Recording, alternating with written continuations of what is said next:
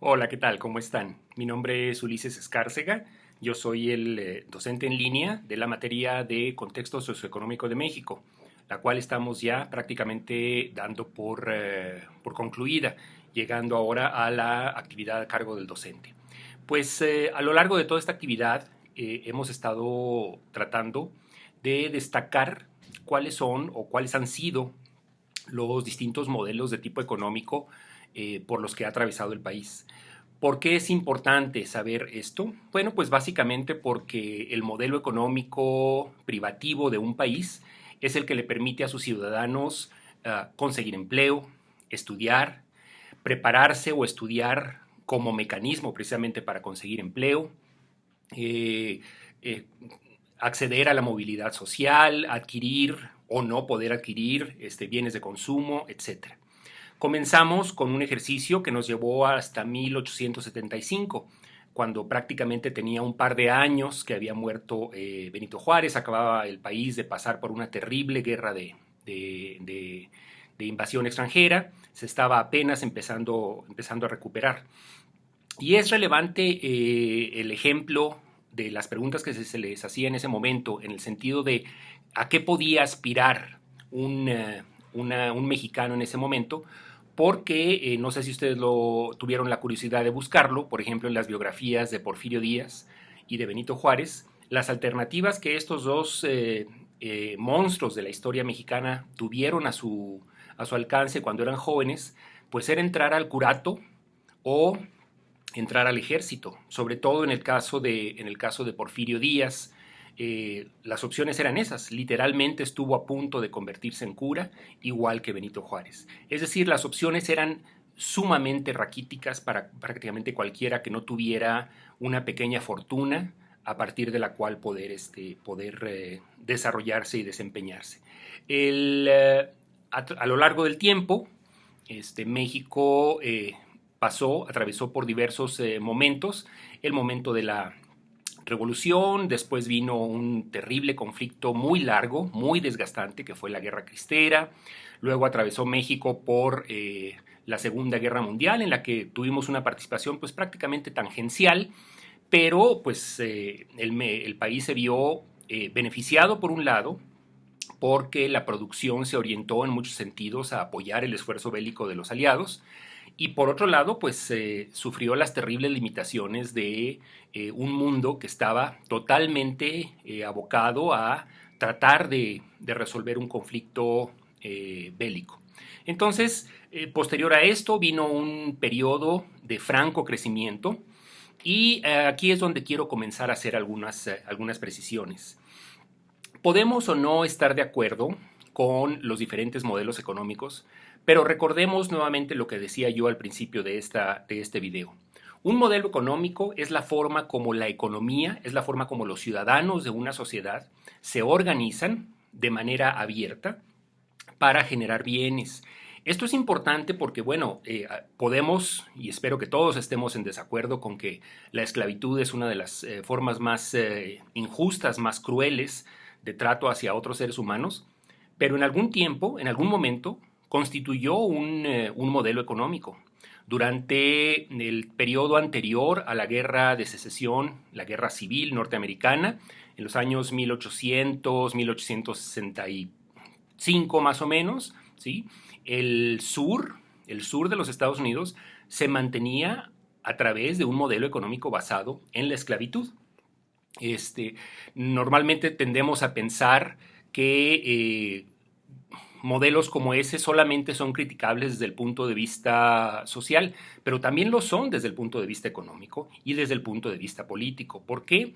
Pues porque una vez que el modelo ha sido adoptado, de ahí surge la posibilidad de que alguien pueda o no conseguir empleos. Ustedes se pueden imaginar que en el Estados Unidos, digamos, dentro de los estados de Texas, Tennessee, Georgia, Virginia del Oeste, etcétera, hacia el año de 1800, digamos, 20, pues prácticamente una persona negra no podría aspirar a tener un negocio.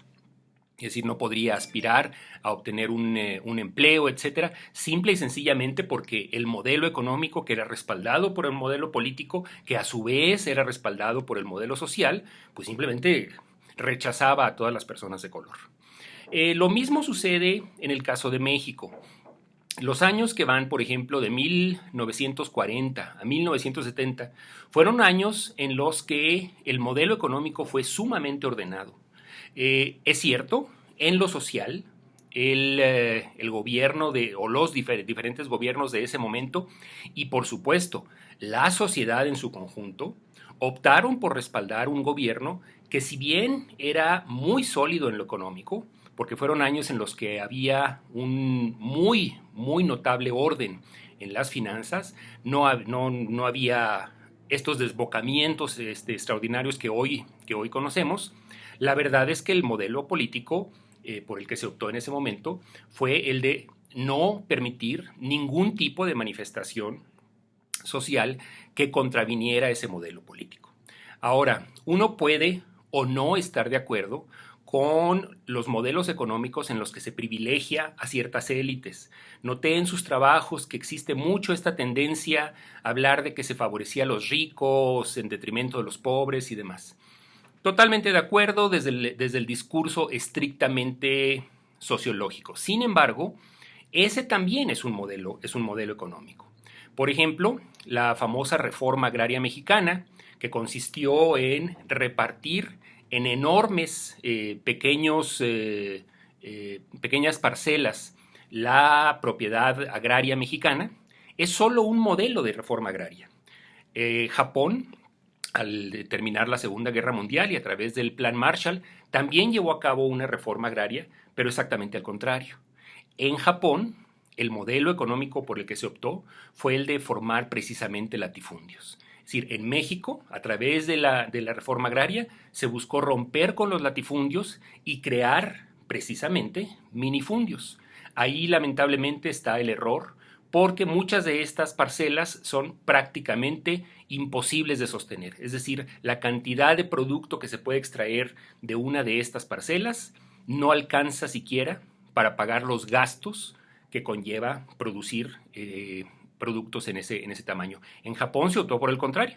Se concentraron los predios y se le otorgaron en venta a grandes latifundistas, porque ahí el modelo era que grandes poseedores de grandes extensiones de tierra, que en Japón tampoco son gran cosa, ¿sí?, fueran los que ayudaran a generar otro tipo de opciones de trabajo.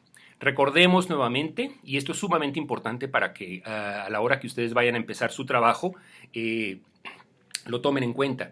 Yo les pregunto en las actividades de la asignación a cargo del docente, que consideren qué necesitan ustedes para crecer como profesionales. Es decir, ¿ustedes creen que necesitan un país con una inflación baja o creen, por ejemplo, que la inflación no tiene ninguna relación con su desarrollo como nutriólogos? ¿Ustedes creen que necesitan un peso sólido frente a un dólar mucho más fuerte? ¿Ustedes creen que necesitamos que se liberalice la economía? Es decir, que se nos permita ejercer de manera independiente, por ejemplo, que se facilite la apertura de pequeñas empresas, o por el contrario, ¿ustedes creen que debiera haber más plazas gubernamentales, que los contrataran para trabajar en Secretaría de Salud, en Secretaría de Educación Pública, etcétera? Es decir, eso es lo que quiero que ustedes razonen poco a poco.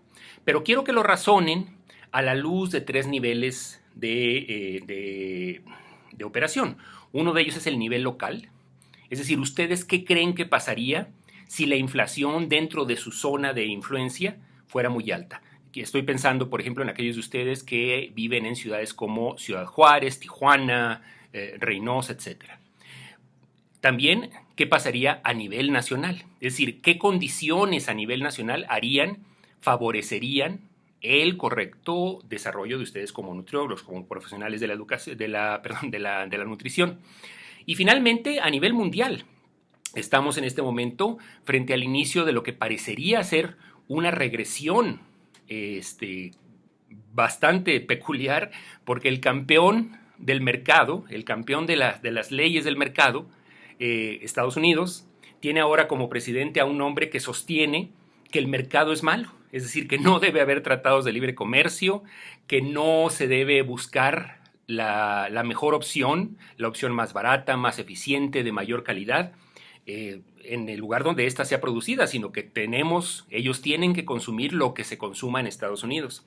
Fíjense qué curioso y es importante que lo analicen. Este hombre está diciendo, los americanos están obligados a consumir productos dentro de Estados Unidos. ¿Les suena conocido? ¿Les suena echeverrista? Bueno, pues vayan comenzando a pensar en eso. Y por favor, lean y relean las instrucciones. Es muy sencillo el trabajo y simplemente lo que tienen que hacer es incorporar a una matriz toda esta información. Hasta luego y por aquí nos vemos.